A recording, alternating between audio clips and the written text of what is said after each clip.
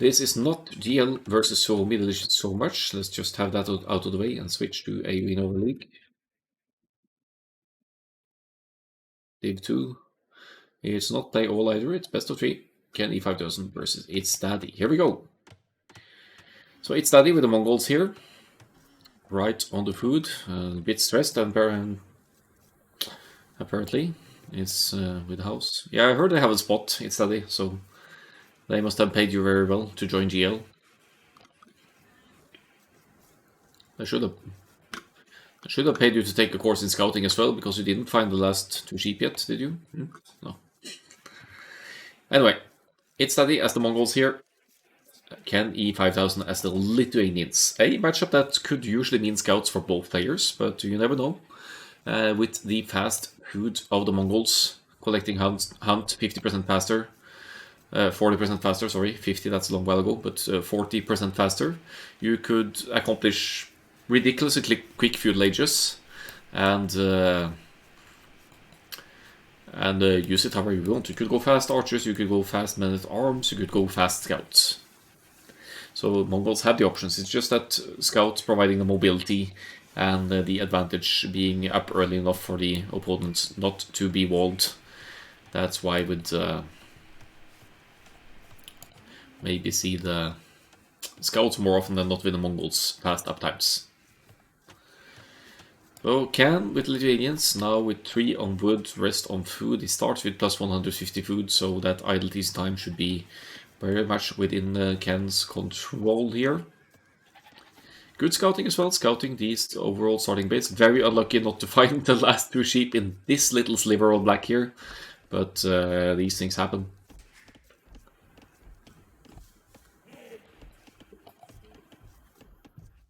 Bringing in the Rhino, and these guys are really good at keeping their TC working. Itsdaddy now pushing in the Ostrich and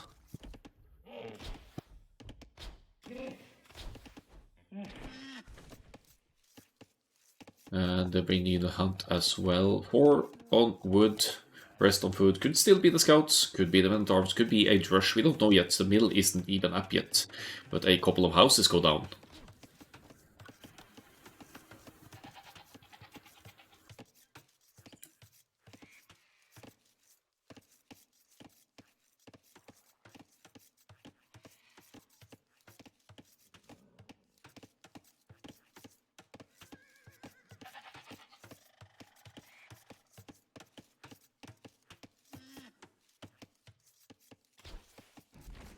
Right, second ostrich, KenE not really pushing the hunt. Still didn't find those 2 sheep, that's so unfortunate. It happens sometimes with boars and sheep and whatnot.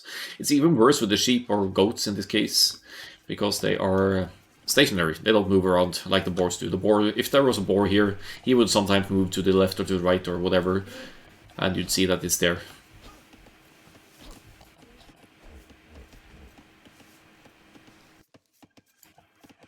Uh-oh, idle villager on the hunt here. Not ideal. Doesn't seem to be affecting the worker efficiency all that much. Probably took the sheep or stolen at this point. Doesn't hurt the Lithuanians that much. They started extra food, and KenE will be going up at 18 pop here, I think, after some force dropping of food. Oh, he's missing 20. He is missing 20. He'll need to force drop again, and now the TC will run idle. But the feudal age is on the way, while Itsdaddy just now drops the barracks. And did not go to gold yet, so this isn't the men-at-arms either. Why is the barracks up so early? Going feudal age as well. No bill. And now going to gold, okay. Somebody has stolen my idea here. This is the pre-mill men-at-arms. So can be very efficient. Men-at-arms against scouts.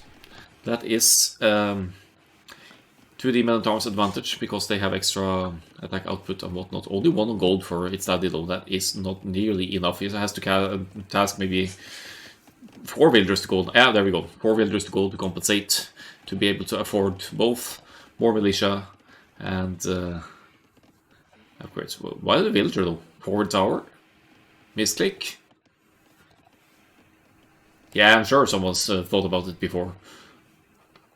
Personally, I like to keep 5 on wood to more easily afford the barracks and the follow-up in the feudal age.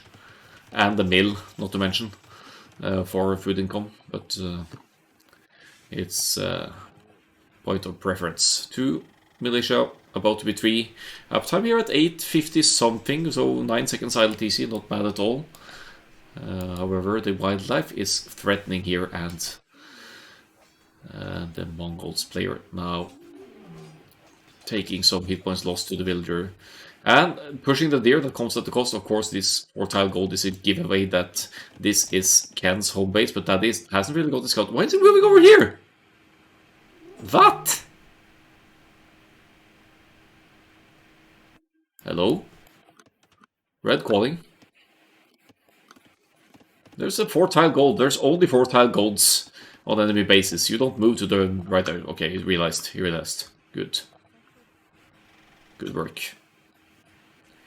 Now, in all seriousness though, if you see a 5-tile gold and a 5-tile stone and 4-tile gold, that is the enemy base.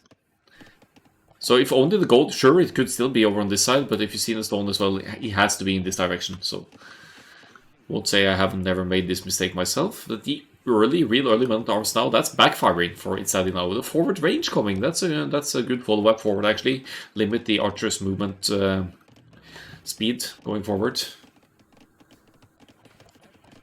And now the men-at-arms, which is still going to catch KenE off guard here, because he's only seen the barracks and no flag, which could mean just spear defense or something else planned. 1 villager down, 2 villagers down, I think. Good scouts micro there to block the villagers. I think yet another one, maybe for Itsdaddy here, if the blocking is on point. And KenE, just like that, is down 3 villagers. But with the idle TC time behind this for Itsdaddy, KenE is still in a decent spot. They have almost equal amounts of villagers. And KenE has the mobility of the scouts to go for counter-aggression on the berries, on the gold. No small walls, no full walls here. Itsdaddy, he only does that versus me, of course.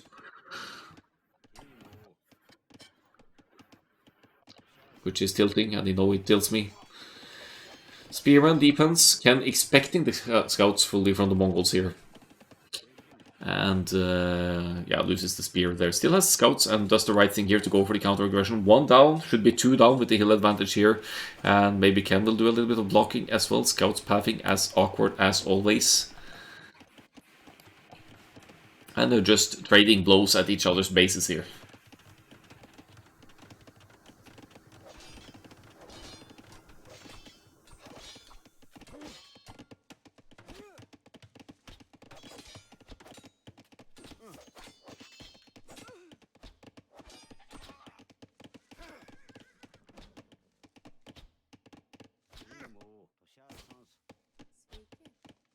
Oh, villager trapped in the woodland there. That's the good thing of the archers follow-up fairly soon with the Mongols here. You get to take villagers that are quick-walled in like this.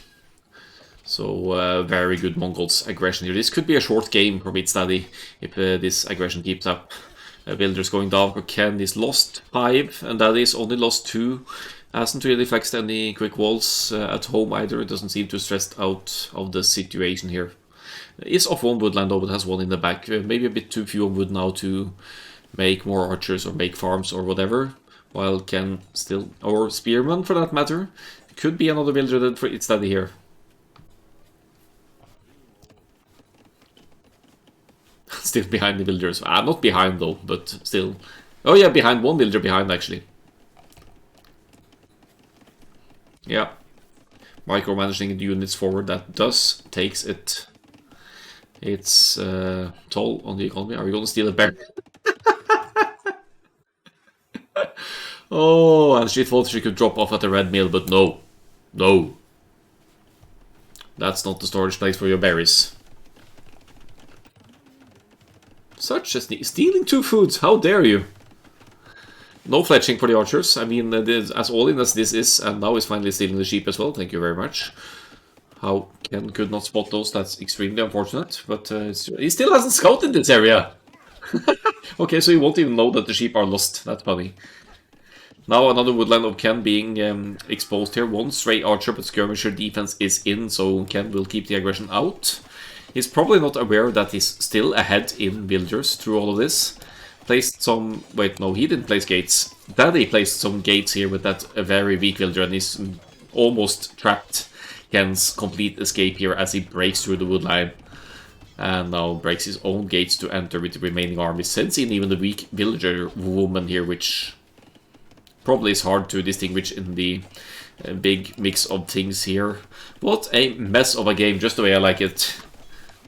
With all the woodline going down, Eco KD 11-2 here, and KenE doesn't have scouts for counter aggression anymore either. I guess it's at the fault of those with villagers at home. Yeah, this has to be tilting. This has to be so tilting. Men-at-Arms still alive. Men-at-Arms could deal with the skirmishers. In fact, what's the Men-at-Arms situation here? Oh, can't double-click them. Stop moving around! I want to see your stats. Yeah, here we go. 3 Men-at-Arms, almost full HP. It's incredible that they're still full hit points at this point. But look at the Eco KD of KenE. Kudos to KenE for holding on here. Tower on the woodline, that keeps the woodline safe as well from more archers, more scouts coming out. That's going to delay any progression to through the next age. And yes, much more idle TC time for Itsdaddy, but is now officially in the villager lead by good margins here. 10 villagers ahead. Yes, double with X as well. KenE is missing that one. And Castle Age coming dangerously close for the Mongols player now.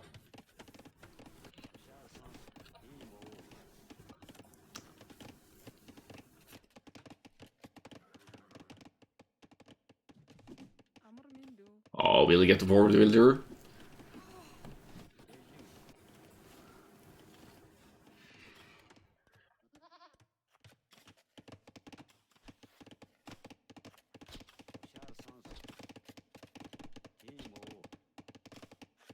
Yeah, KenE still playing on. Can he stabilize? Neither player walling. I like to see that. A stable now for Itsdaddy is going to follow up in the Castle Age with cavalry epic, with knights or camels, depending. Yeah, that sort of reminds me of the llama, indeed. Llama rush. Don't touch my llama, as Itsdaddy said when he had the start llama from the start. Llama following his tower rush or aggression forward all the time in the game I casted a while back.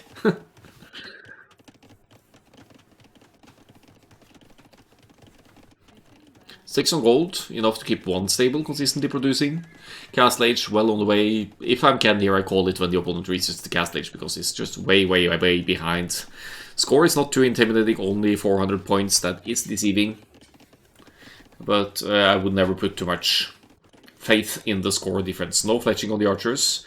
That food and gold is going into other appropriate upgrades like Castle Age and bloodlines, presumably. No, not yet, actually. Not yet.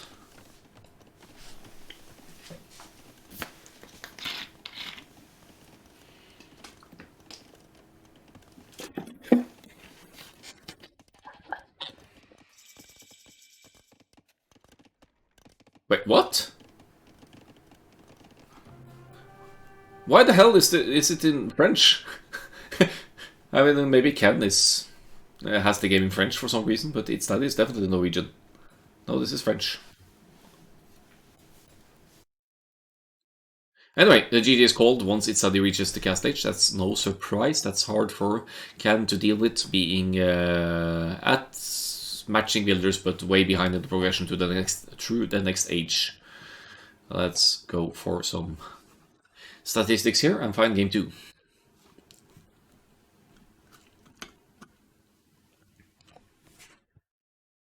Massive eco difference even with the idle workers. Look at the worker efficiency here as well. Pretty low for both of them at worst.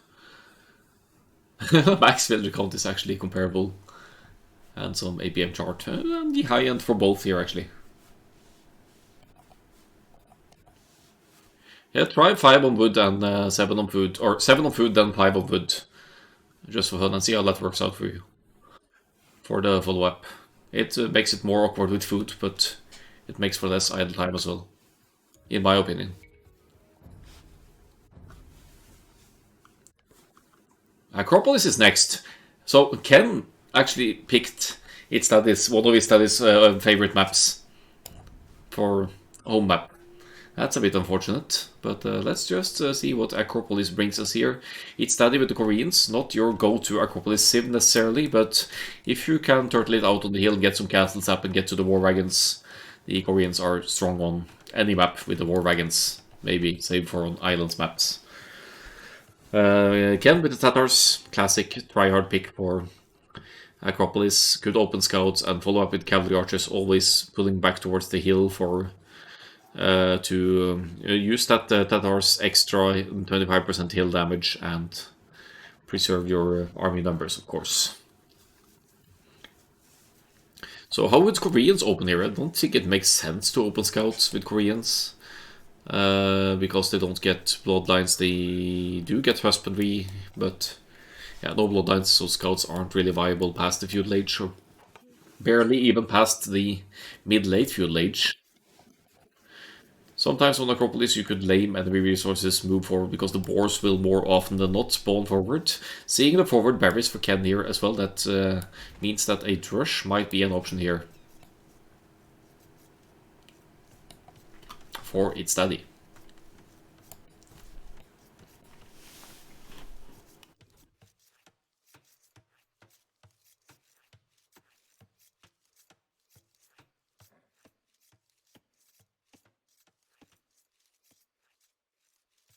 So this time around Ken will find the last few sheep, I think. Not as unlucky as the previous game, is steady course towards that one. Itsdaddy pushing deer again, he's going for the first lumber camp down the hill here.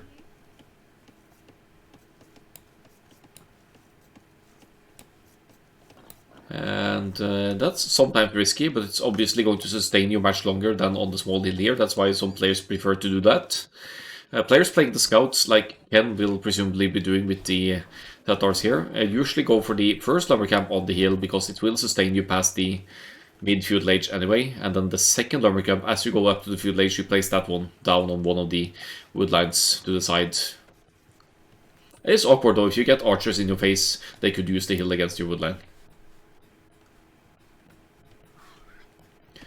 Yeah, it's tough to lame on Acropolis still though, because you have to walk all the way across the map, so it's usually not a danger.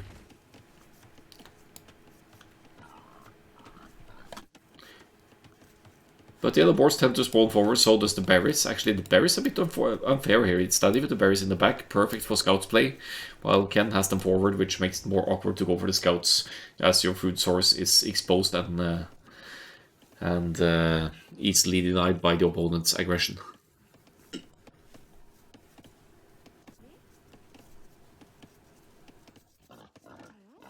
So do you plan to start working anytime soon, or? Yeah? Okay, I guess not. Look at the efficiency stats just falling down there. It's going to go down to 0% maybe last minute here if she isn't put to work soon. She deserves a break. Yeah, she built a house. She's built housing for her team. And she's carrying loads of wood as well. Might as well just chill out a bit. There we go. Back to work. Coffee break over. Ken now scouting enemy side. Itsdaddy doesn't stress the fact. In most cases, like in probably 80% of the time, the Acropolises will be like this. Sometimes they spawn an odd one off right next to each other on the sides, but this is the most common spawn. So, which means that you could justify pushing deer in most cases, because you know the approximate location of the enemy anyway. And well, good thing for Itsdaddy that Ken's reaction wasn't on point there, otherwise that scout would be nearly dead.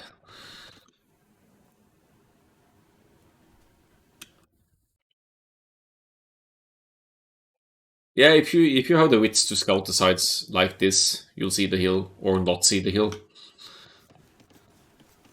But you could get really unlucky as well. Let's assume that Ken spawned over here. Then you go there first, find nothing. Then you go to the right-hand side, you find nothing. And then, of course, you know it's over there. But that's already too late for the, for example, a drush to hit. Speaking of drush, it's not going to be the drush, though. It's going to be the men-at-arms for Itsdaddy. I mean, they actually start producing militia before clicking up, which was a bit funny. But sure, why not? Late drush here into probably men-at-arms. Or just drush into archers. Only 2 militia. No extra gold taken. This is like King of the Desert style drushing here. And it makes sense with the berries forward like this. You force Ken to react. The aggression is going to hit at the 9th minute. And you could even deny the stables as Ken reaches the next age here at 19 pop.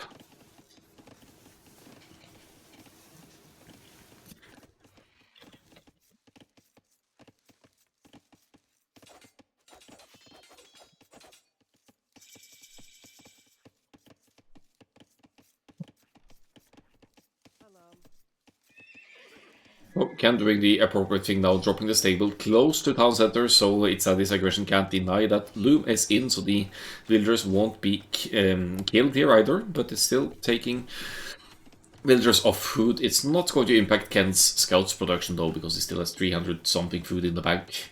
He needs to get into the habit of getting double wheat and horse collar though, upon reaching the feudal age, because that's going to make the economy so much stronger to pump out farms and scouts and whatnot.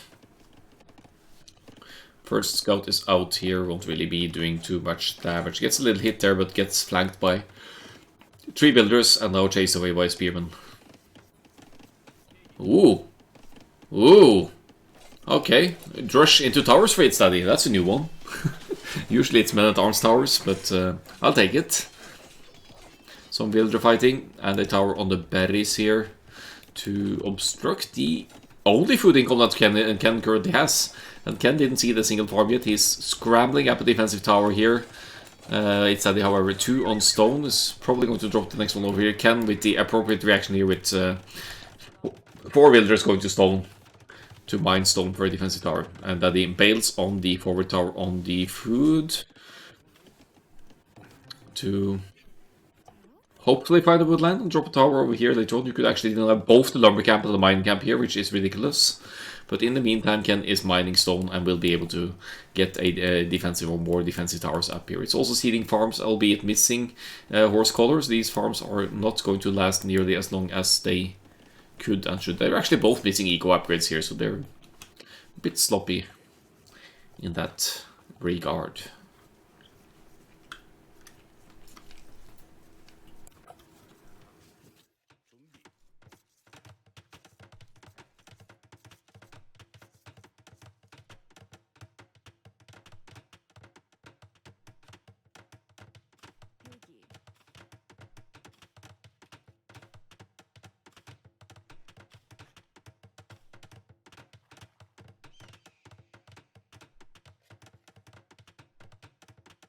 I think we're playing very offensive and fast up times, which sometimes makes you have to wait a bit to eco upgrades.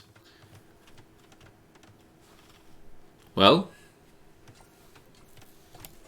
it was well affordable for Ken, at least. I don't know about the Koreans here, but the double bit would still help the aggression quite a lot in terms of wood income for towers and farm seeding at home, so I'm not buying that. It was only 2 militia, it wasn't like it was men-at-arms.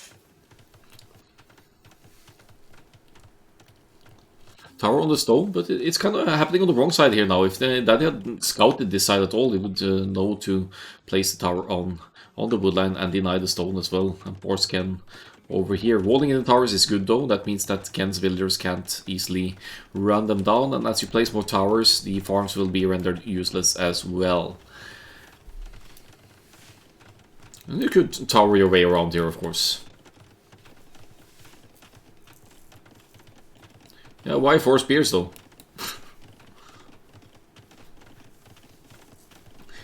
4 spears is an overcommitment when you already deny all of the food access of the opponent.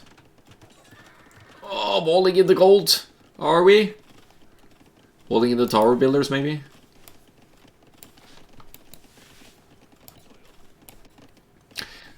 Nah, it's not that necessary with the eco upgrades, as long as you keep the aggression up and keep the opponent busy. That's more important if you prefer that kind of messy playstyle. And Itsdaddy is certainly messing up Ken's economy here while keeping his own economy running at home. Farms, 11 farms for Itsdaddy, 7 farms for Ken.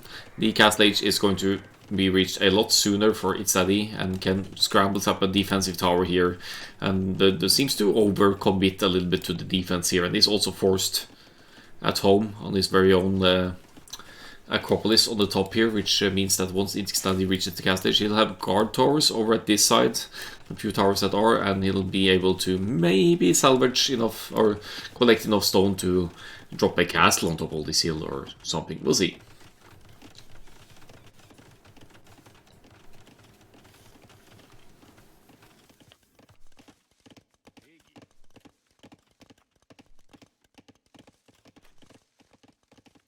I'll note for the record though that Ken is currently in the mid 1200s, Itsdaddy is well past the 1400s 1v1, and is playing really YOLO and having fun with it, but there's actually a huge skill gap here as well, so Itsdaddy is favored among these two players, and is also well on the way to winning Division 1. I think he's already done so actually, so might need to fight for promotion with the last place of Division 1 or something. We'll sort that out somehow, how we solve that as the league ends. But First Division still has quite a few matchups to play.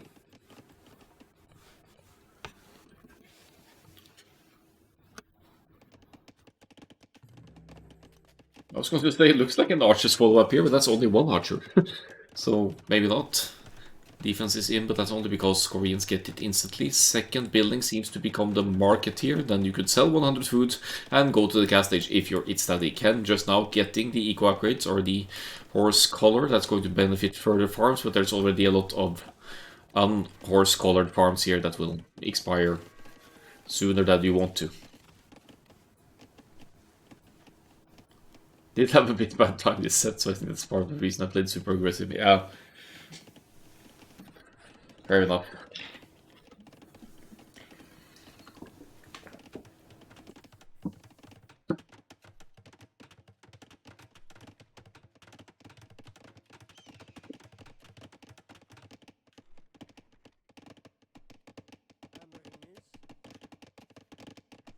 Maybe we should do an impromptu show match after this, Itsdaddy, or after the next cast.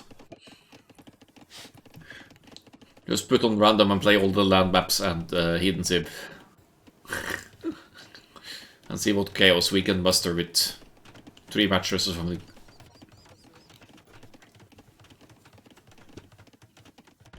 Do you actually see? Ah!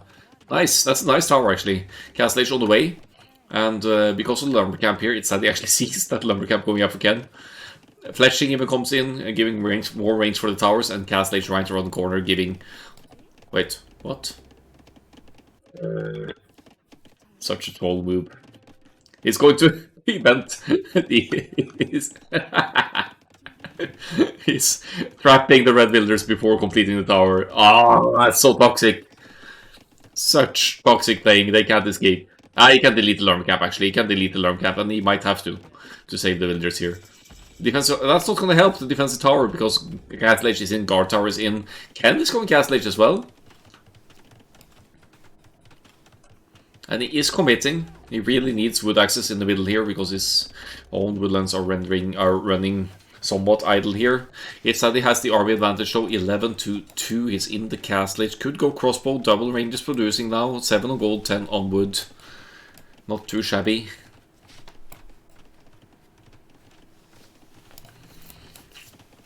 And Ken is either going maximum double up production on skirmishers or cavalry archers here, but I think it's still the cavalry archers in the planning here.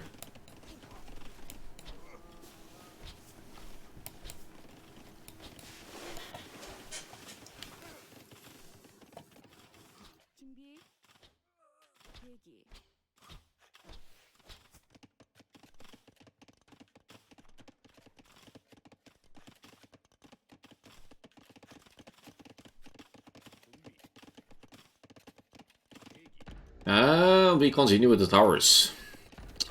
So another guard tower going up. It's going to deny Ken almost completely of wood here. Being in the cast stage, Itsdaddy could add forward siege if able to build a siege workshop somewhere as well. And he could tear down these buildings with rams or mangonels if he wishes, and as well as the defensive towers.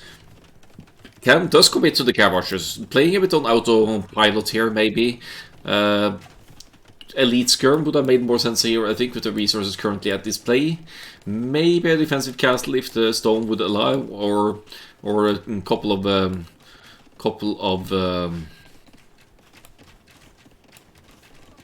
stables. The stable is already up, so you could still go for knights in defense against the aggression here. Bloodlines is going to benefit your Cav Archers later on anyway, but this aggression is certainly tough to hold off for Itsdaddy, regardless. I'm just going to see if there's just a quick... That's probably... I'm really wondering why it's showing in French. These HAP. That's English! Okay, that's... I'm going to have to show this to the Capture H devs at some point.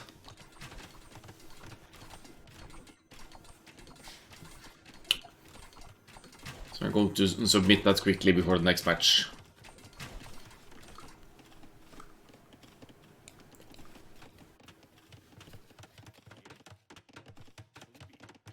Well, crossbow numbers are massing up. The builder counts are even here. KenE is competing to the Cav Archers. I guess he wants to go for counter raids. It's not the worst idea ever. All of the towers, all the defenses are forward for Itsdaddy, and it's going to take him a long while to pull the crossbows back home as well. So Cav Archers here, they could obliterate this woodline. They could take out the gold. No walls at work here. It's just full on aggression. So the speed and movement rate of the Cav Archers, if you successfully send them away, even a second armor here for KenE before moving out. Yeah, that could do solid counter damage, but then KenE needs to send them out, and now the crossbows are already here. I think Itsdaddy is suspecting these are Cav Archers and not skirmishers, because if they were elite skirmishers, then you wouldn't want to sit too close with that with crossbows.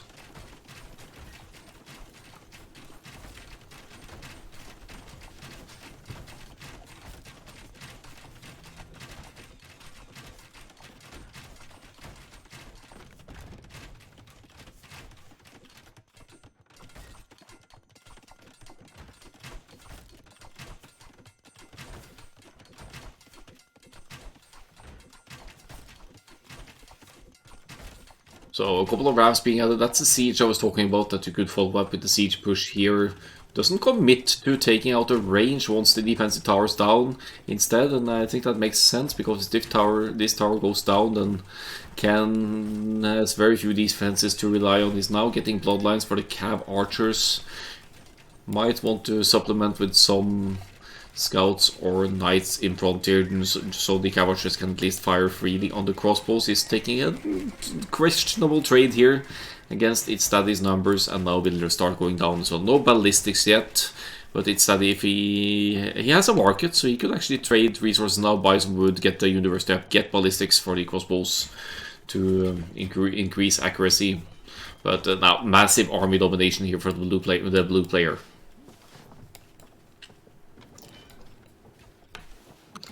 KenE is extending to the side as well. He's secured the woodline on the right hand side, good reaction, but also good scouting of Itsdaddy here, now placing outposts to the sides to confirm or deny that there's any expansion to the sides here. And he did in fact see the TC to the side. That's probably why he's pulling the rams over now. He wants to eat this TC as well and use the crossbows as cover fire for the ram push. Not allow the Tatars back into this game.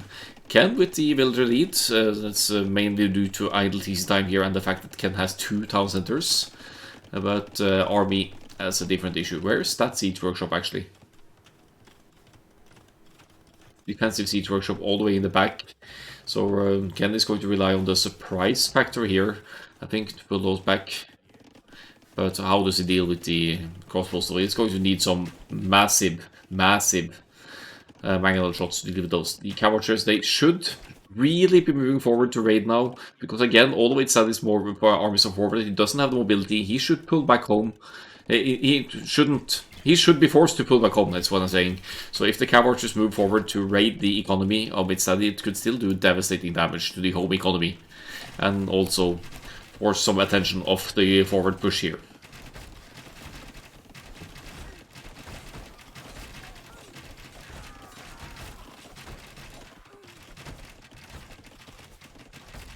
Let's say, just say this game was 90% army macro, 10% macro. Yeah.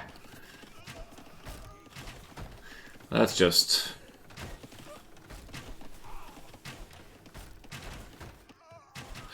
That's just the way it goes.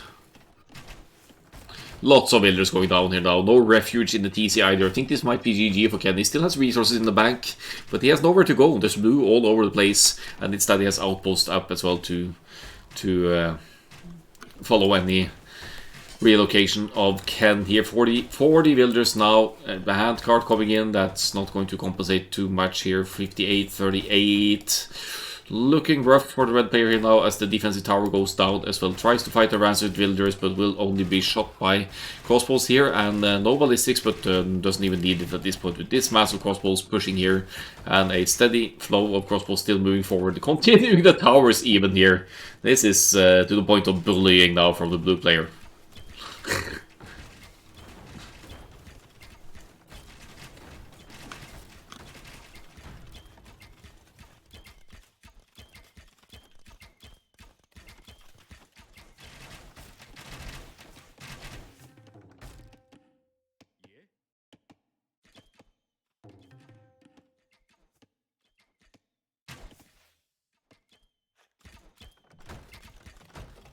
Well, KenE is still holding on here. He's lost half of his economy here. Look at the eco KD. 45 to 1. 45 to 1, and that's probably one of the tower builders from the early game going down here. Spearmen being guarded by the crossbows here, so they are still alive as well. Bang the shot! Nope, dodging that. And we're really flexing the micro skills here, aren't we? And we don't want the tower to die, so why not just use crossbows to take out the ram? Villagers trying to fight down guard towers, but being shot at from both sides here. Bodkin arrow on the guard towers certainly helped out as well, as KenE will try to take down these offensive towers with ramps. Might succeed, might not, but he's losing all of his villagers in the process. 24 villagers to 62, and it's just a slaughter, as it said. GG well played is called. Itsdaddy, while on the way to Imperial Age here, even, and absolute brutality, it says. It's, yeah. That was nasty. That was tough. Tough for KenE to survive this kind of aggression. I tried it against him as well, and it worked to some extent, but I did lose the first game when I went for the early scouts. Very early scouts. GG well played.